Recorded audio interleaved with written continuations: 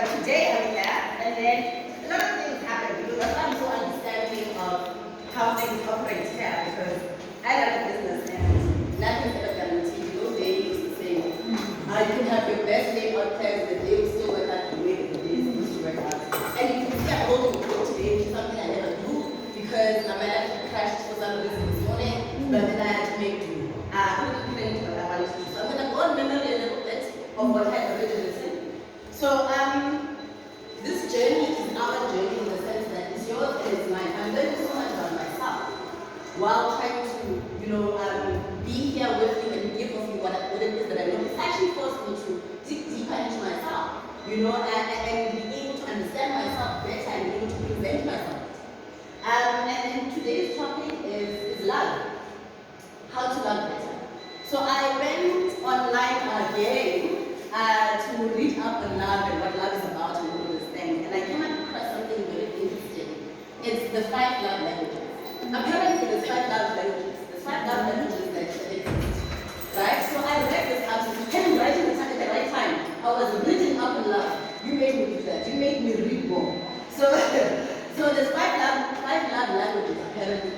And all of us respond, because there's some that will be your top and there's some that will be your bottom. So I'll go through them right now. The first one is words of affirmation. Some people, in order for them to feel loved by you, you have to affirm it with words. You have to say, oh boy, you look so beautiful today. You need to say, yes, this is what you did. You must do more of it. Like, I love seeing your work. Your work is so beautiful. Those are words of encouragement. So some people will receive love, in this way. If you tell them, if you give them that sort of affirmation, they feel the most loved. And then the second one is quality time. And this is giving unconditional, undivided attention. Like a you and me situation. You and I sit next to each other.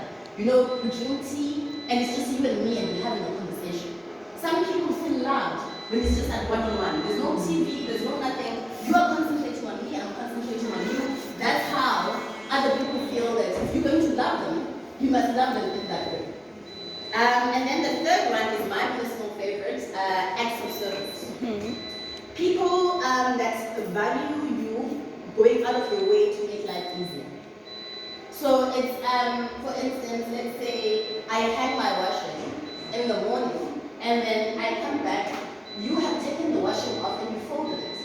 For me, you've taken away a task that I would have had to do. So for me, I feel the most love because it means that you are looking at me in my life and you are looking at where to assist and not blindly giving me things just because. Yeah. And then the fourth one is gifts. Other people, in order for them to feel valued, to feel loved, you have to give them a gift, and it doesn't have to be anything big. It's just like a small gesture that says, I see you, and here's something physical that you can hold, that shows that you're loved. Yeah? And then the last one is physical touch. Other people, in order for them to feel loved, they need that hug, that hand holding, that makes them feel as if the person that's loving me is loving me right.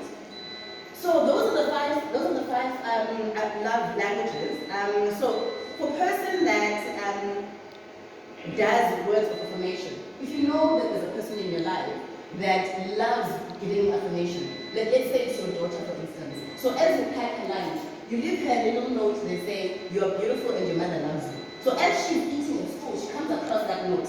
Yeah? If your son, for instance, is someone that likes quality time, so when you park your car when you get home, right? You park your car and you take your son with you, and it's just the two of you, and you go for a walk. My son is one of those. My son is a quality time person. And because I'm an entrepreneur, I don't always have time. And it's not the whole day. People that like quality time, they like to know that you found the time for them. So with my son, what I generally do twice a week is that I will pick him up from school and we'll park at the garage and I'll buy us ice lollies and we'll sit in the car and he will tell me things I didn't even know and didn't even ask.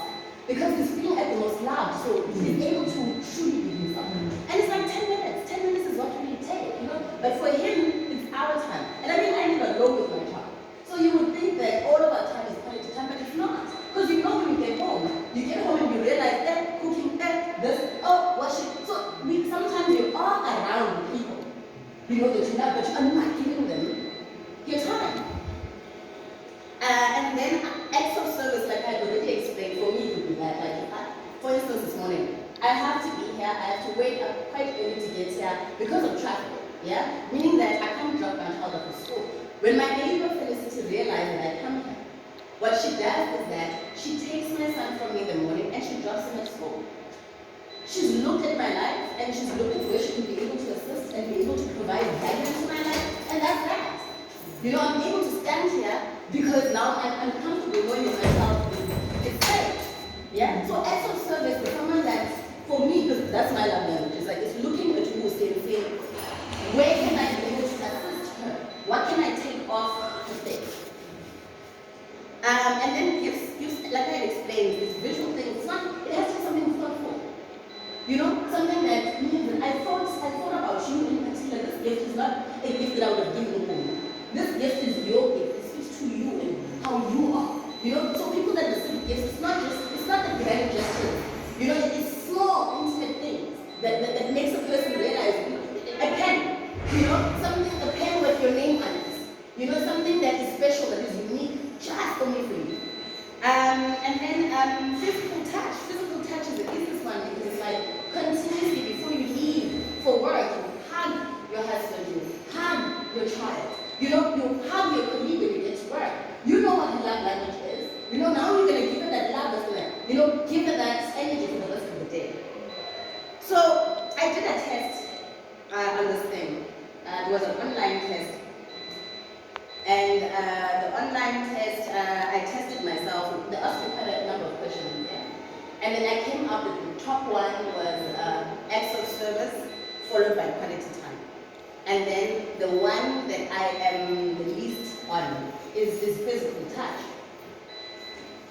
So for me, I understood why my love language is acts of service, because I watched my mother be of service to others all the time.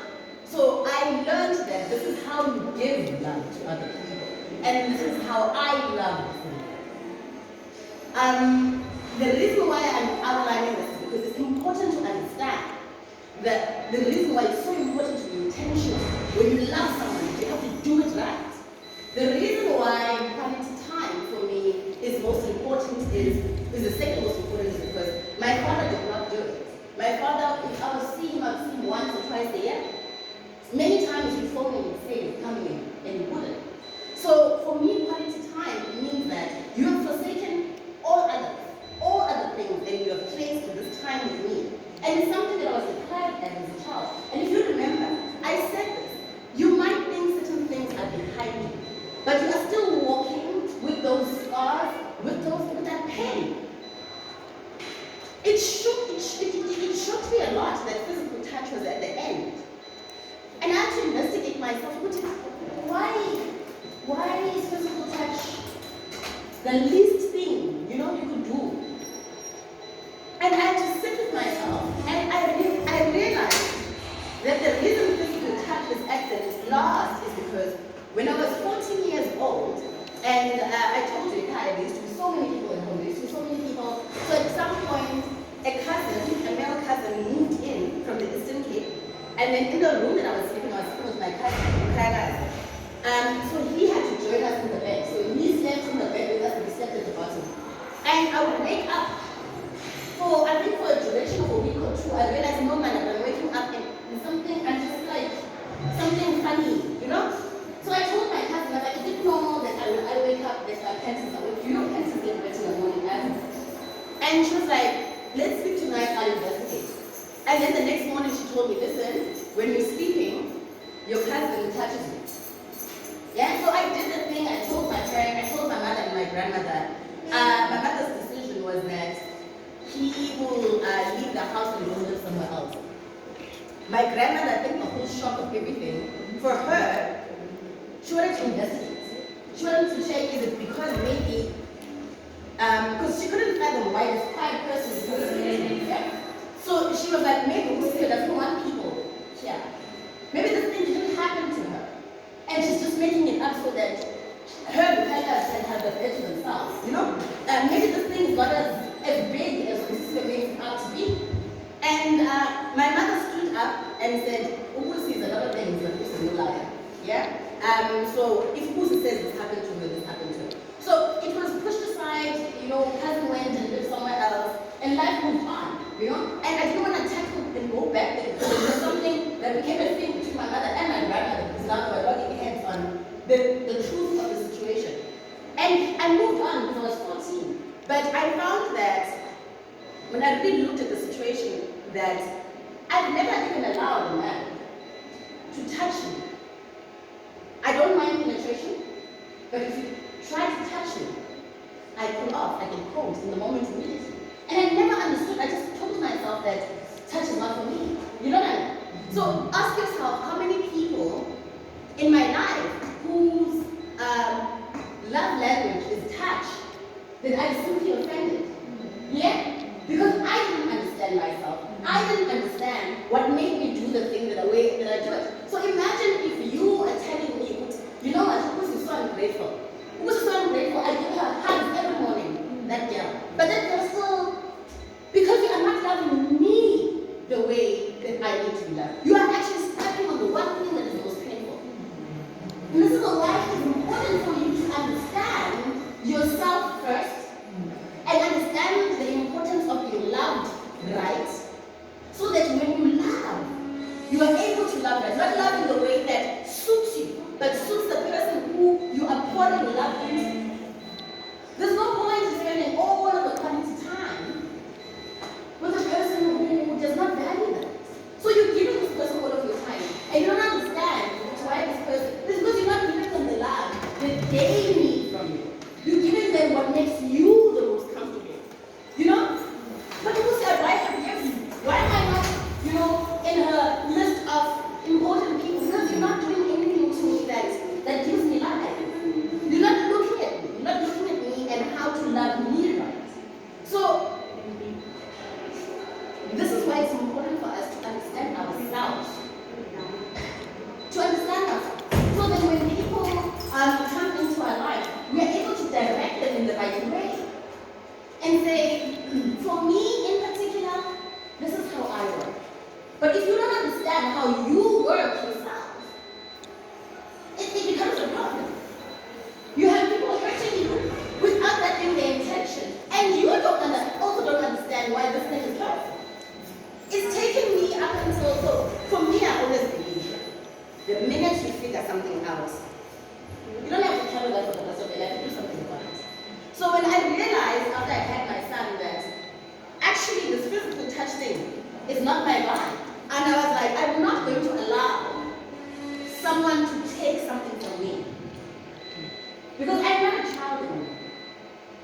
I'm a grown woman and this is my life. So ladies, I took a mirror, I put it down and I opened my eyes. And I watched myself. Because I needed to claim that back to me. Someone took that from me. Someone took the ability for me to receive pleasure through touch. I had to take that back. Because I couldn't have him pop up in my mind every time I'm touched. So I had to take that back. So you need to look at yourself and not only look at the things, because it will tell you, when you do that, it will tell you, these are your love life, but you must also look at the things that you are not good at and how to do better. Because there's people in your life, like for instance my son. My son is a touch person. My son is all about that. So if I don't work on this, I will deprive my child the ability to be loved right. So this is the thing about venturing into loving yourself, is that you have to venture into why you do the things that you do the way that you do. Understand yourself so you can have an element of tolerance and understanding for others. So 5 love languages like this. You need to figure out which one are you. And also, you need to be conscious in giving people love in the way that they need, not in the way that is most convenient for you. I have nothing else. That's it. That's it. 5 love languages. Which one belongs to you? And that's good. Quality time for you. Which one of the things that I have faced is the thing that you don't care about? Touch. And there's a reason behind that. And investigate. And claim it back. Claim it back for you. So you can love the people you've decided to love, right? Because we've chosen people, we've lifted our hands on the people that we want to love. And now that we've done that, we need to learn to love them right. We need to learn to be loved right. We need to love ourselves right first. Every little bit of knowledge I get, I'll come and I'll share. We grow, I grow. Through loving you, I grow. I've grown so much in the last 3 years.